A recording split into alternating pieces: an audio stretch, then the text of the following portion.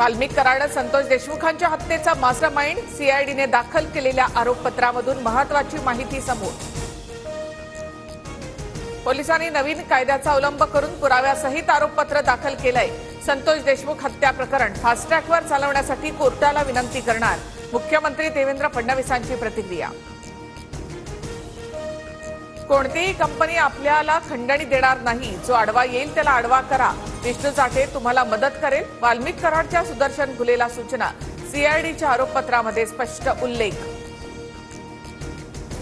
संतोष देशमुख आडवा आल्यास त्याला कायमचा धडा शिकवा, आमच्या मागण्या पूर्ण न झाल्याचे परिणाम काय होतात याचा संदेश इतरांना द्या। सुदर्शन घुलेनं वाल्मिक कराडचा निरोप सर्व साथीदारांना दिला, दोषारोपपत्रामध्ये माहिती।